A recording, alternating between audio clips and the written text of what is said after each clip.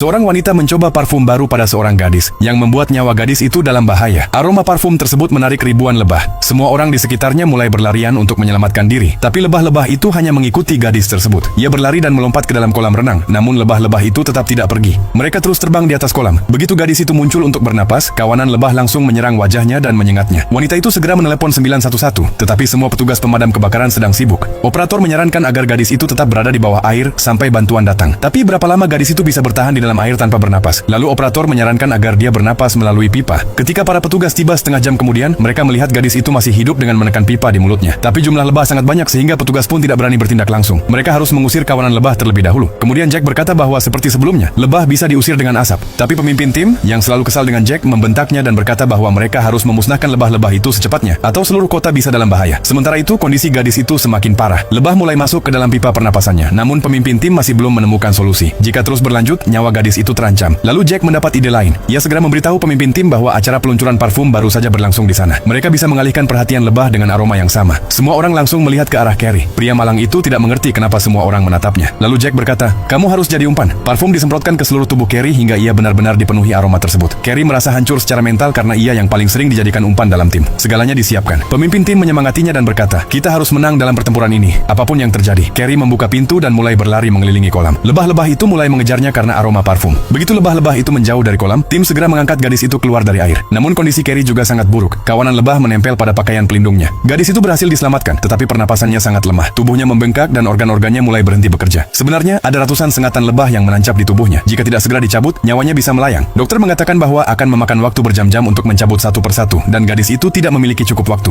Kemudian seseorang berkata bahwa semua sengatan bisa dicabut sekaligus menggunakan selotip. Dokter langsung mengambil selotip dari kotak P3K, mengeringkan air di tubuh gadis itu, lalu menempelkan selotip di kulit dan menariknya dengan cepat. Sebagian besar sengatan pun berhasil dicabut. Kemudian gadis itu diberi obat, dan perlahan-lahan oksigen darah serta detak jantungnya mulai normal kembali. Nyawanya berhasil diselamatkan dalam waktu singkat. Sementara itu, Carrie masih berjuang melawan lebah-lebah. Lalu seorang peternak lebah profesional dipanggil dari ruang kontrol, yang membawa mesin vakum khusus untuk menghilangkan lebah-lebah tersebut. Pertanyaan, pernahkah kamu disengat lebah?